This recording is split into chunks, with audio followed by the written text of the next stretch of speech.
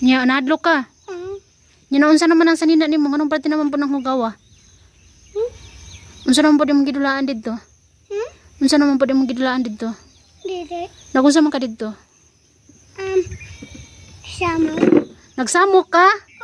Ginan man, ti kaayo lagi samok sa ilaha. Magpuyo lang ka. Basta maadto ka dito sa laing balay, magpuyo lang ka, dili ka magsamok. Kay masuko sila, naminaw ka? Siyaw din siya. Unsa? Siyaw. Unsa, wala ko kasabot. Siyaw ni. Siyaw? Ura. Apa yun siya? Ha? Kadado siya. Unsa? Banana. Banana? Na sila banana? Wala ka, oy. Gitagaan ka, wala. Gaan. Nagpasalamat ka, wala. Salamat. Very good. Lakaw dito ra ka magdula ko kay magkuan mi ni ama color mi dito. Dili ka pwede mo dito kanibitin dito no. Dili. Nabisaya po ako guys, asensya na po. Kasi kanina pumunta siya doon kay kina auntie. Gulay dito. Ha? Gulay dito. Una dili hilad tanang gulay ha. Habi kay mato na ko dito. Sabi ko sa kanya doon lang siya kay na auntie kasi nga hindi siya pwedeng sumunod-sunod dito sa amin pag may ahas baday. Gulay ni. Alam niyo pa nagkukulay ako dyan. Panay tingin din ako sa likod ko. Una ako yung nagkikiskis sa mga bakal. Ayan. 6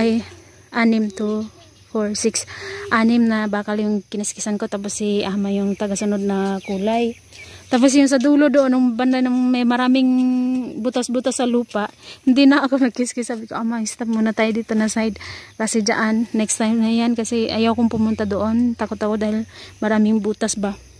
Kasi dati, doon may nakikita akong ahas doon. Matagal na yun guys.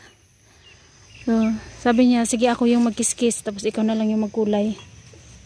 Tapos naman na kami magkulay sa 6 na pirasong bakal. So, dito na kami na side guys. Ayan, tignan niyo yung kalangitan natin. Diba?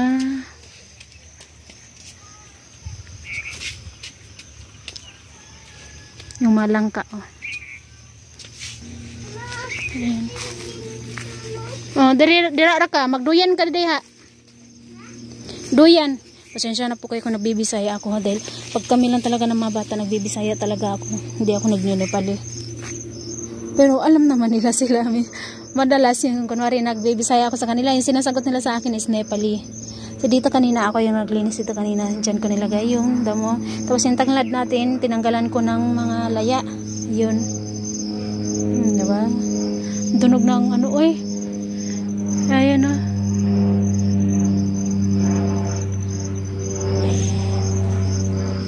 So dito kami kanina. Ayan, pasok tayo dito, agay.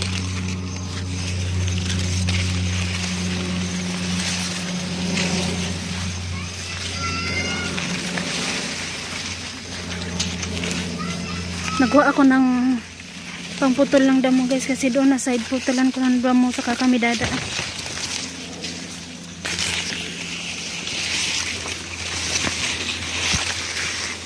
Ayan, hanggang dito ako yung nagkiskis.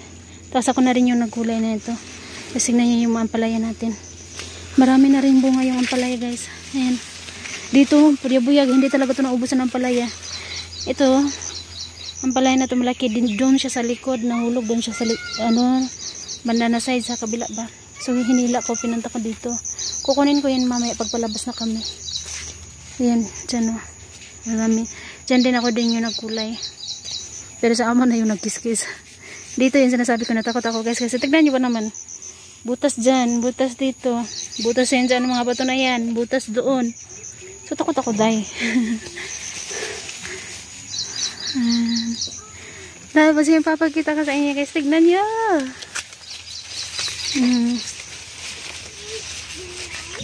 Malaki diba? Ay, malambot yung lupa guys. Pag malambot kasi yung lupa, itness na yan. Kakatakot naman talaga dito, day. Minutasan ang daga yan, day. Ayun o. Hala, pagkalaki yung butas, eh. Check ko muna talaga.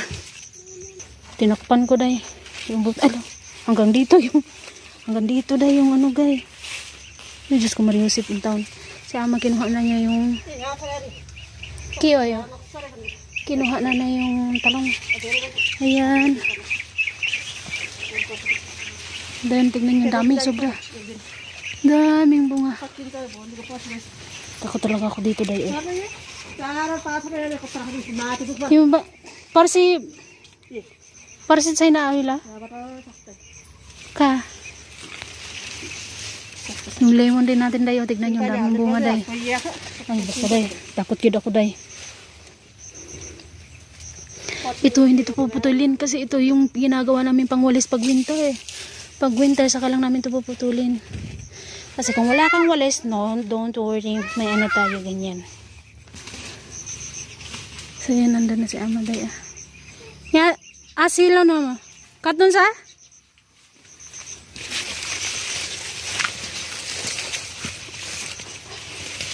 Ay, mama.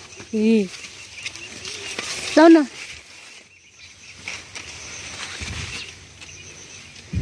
Binigay ko na yun sa kanya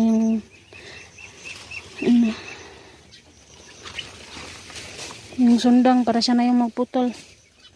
Ay day, ginoo ko. Magkulay na muna ako. Takot ako dahil marami ako nababalitaan dito sa Nepal sa TikTok. Maraming tawag dito ay maraming makakagat gani ng ahas. Tapos kawawa ba, namamatay ba yung mga kamandag na ahas yung nakakagat. Yung green or di kaya yung cobra ng mga ahas gani, ay natakot. So magkulay muna ako dahil para makalabas na tayo dito sa gubat. Gubat talaga. Ayan. Guys, tingnan nyo, sobrang laki ng ating lemon. Malapit na yun ang magkahinog. Malapit na tayo makakainom niyan. So tapos na ako dito, nasa doon naman tayo sa may kahuyan. Koyla. Koyla. Amang kaya? Besok pala. Amaya kaya? Dar sa kusukay na. Daya. Hindi mo sakay din. Kita tinala kasi tayo timara. Amaya kaya? Daya bat ni? So tapos na kami guys. Dalawa na lang, ay baga tatlo na lang yung kukulayin. Banda doon sa may kahoy dito, tapos dito. Tingnan nyo rin ito, maliit din oh. Ayan oh. May bunga na rin na lemon.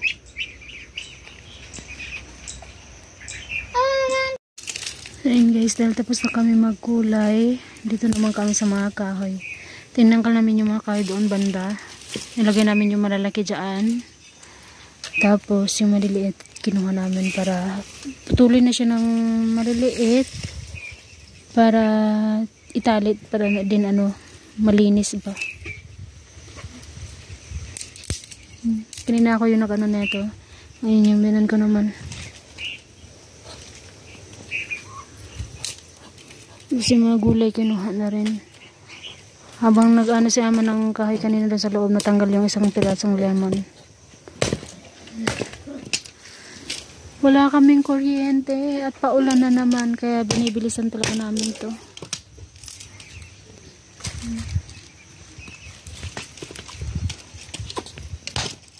Kaya baba. Kaya baba. Kaya. Itong malalaki, ano ko muna to, tabi ko muna to dahil may mga malalaki pa naman ako.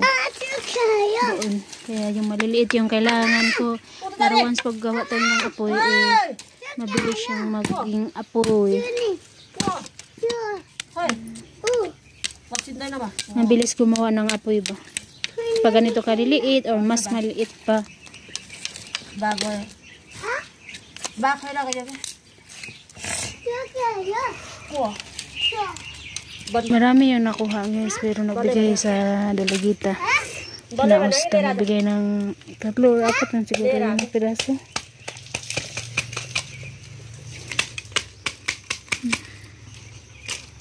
Good morning guys. So ito yung lulutuin ko. Dahil may natirang konting kalabasa at yung habis natin sitaw kahapon na 6 na piraso. 4 pala na mahaba. Ayan. Kanin. So tatakpan ko na yung kanin. Dahil tapos ko naman na siyang Tapos ko na siyang paghalo-haloin.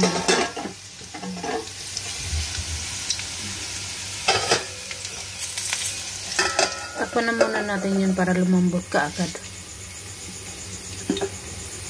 Hi guys, good morning. Another day. Another ganap. Ayan. Ano matay yun dito? Friday. Happy Friday everyone.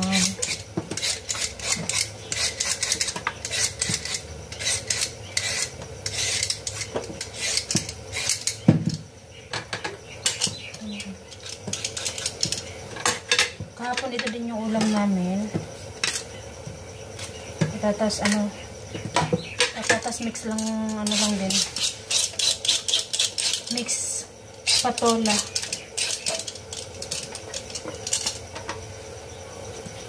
So ito naman hinahanda ko para gawin kong chili garlic. Pero mamaya ko na yung gagawin pagka nakapasok na yung mga bata sa school. Kagabi hinimay ko na yung onion. Tapos konti lang yung garlic na ilagay natin.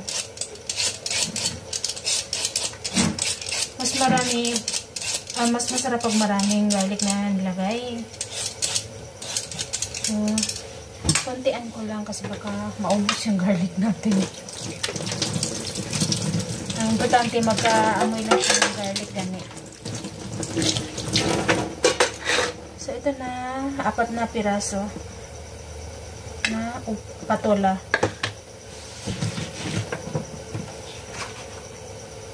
Ito hindi dati ito yung mga ganito mga balat ng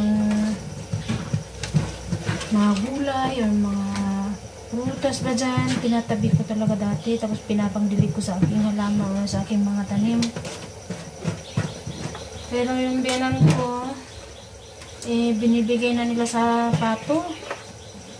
Kaya wala na tuloy akong pang doon sa ating halaman. Pero okay lang din dahil yung halaman natin palagi naman siya nauulanan. Kaya okay lang din.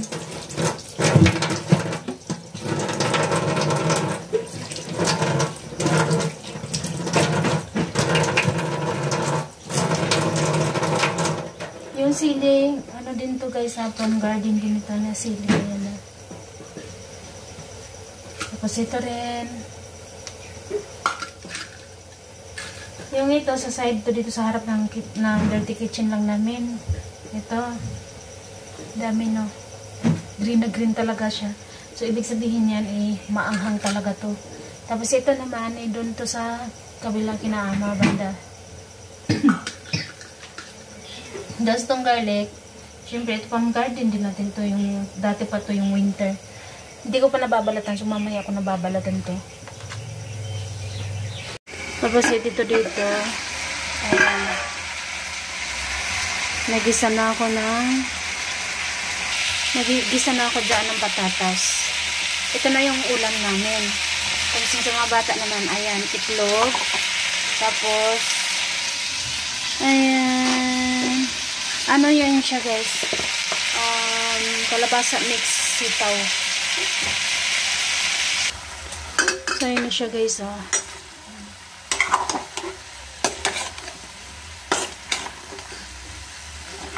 Kanyanin lang natin yan.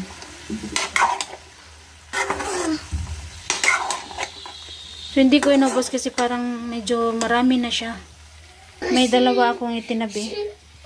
Pagkatapos nilagay ko yung patola, nilagyan ko na rin yung kamatis para sabayin na sila guys. Kasi ako yung style ko kasi talagang inuuna ko muna yung patatas igisa. Pag medyo malambot na yung patatas, saka ko nilalagay yung patola. Dahil yung patola mabilis lang naman lumambot eh. Yung patatas kasi matagal eh. Lalo na kapag yung pagka-slice mo yan makapal-kapal. Kaya yan. So tama na yan. Antay lang natin yan na kumulo. Takpan natin. Hi guys, good morning. Ito yung morning natin, wala masyadong araw. So may nito yung ulan na naman ito. Ano natin, 6 ng morning. Tapos makita ko sa inyo guys yung ating yung ating pipino, may bunga na siya. Tignan nyo yung aking pipino, may bunga na. Ayan, unang bunga. Hindi ko sure kung yan ba yung unang bunga o meron pa. Hindi na kasi ako nalungkot dito eh. Ayan. Hindi ko na baga inukay-ukay ba. Basta yung nagputo lang ako neto. Kasi sinabihan ako ng biyanan ko na putulin ko daw para daw mamunga siya ng bagong dahon. So ayan, nakita ko yun. Ang bilis niyang lumaki. Parang kahapon lang at ayun, isang araw ko lang ito pinutulan eh. Pero ang bilis niyang lumaki ah. Pwede na yung kainin.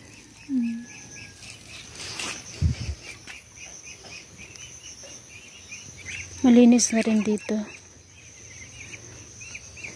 Ayan na yung aking mga ginger guys na tinanim. Konti lang siya. Parang gusto ko pang magtanim hanggang dito. Kukunin yung mga bato tapos magtanim hanggang dito. Daming bunga ng ating lemon guys oh. Tapos ayun pa pala, may malaki pa pala ano doon oh. Upo. Ay, patula. Yan oh.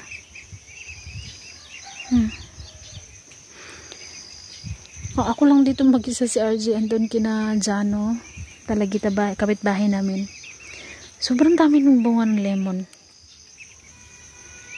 Yung meron ko ng mga babae, di ko alam kung saan napunta kasi kanina umaga pagising ko, nagising ako mga 6. Tapos wala, di ko siya nakita. Yung binan ko lang lalaki yung nakita ko, di ko alam kung saan si ama napunta.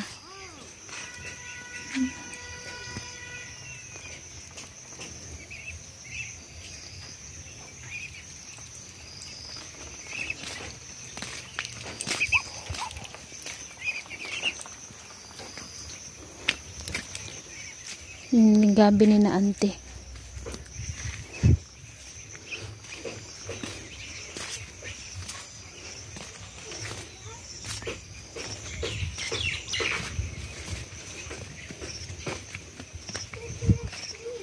Dami na rin palang bunga yung ano nila oh.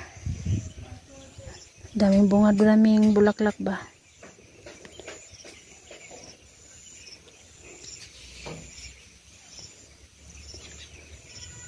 So guys, hanggang dito na lang muna. Dahil maghahakot ako nung natirang graba doon sa harap ng bahay. Hakutin ko. Hindi ko kasi natapusin eh. Kasi nung naghakot ako noon, pagkatapos nun ay baga masakit yung puson ko ba. Pagkatapos nun nag-ano na ako. May dalaw baga.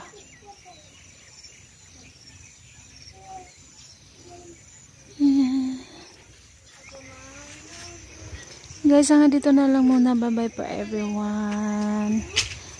Bye-bye po. Thank you for watching guys. Please share, like, and subscribe to my YouTube channel po.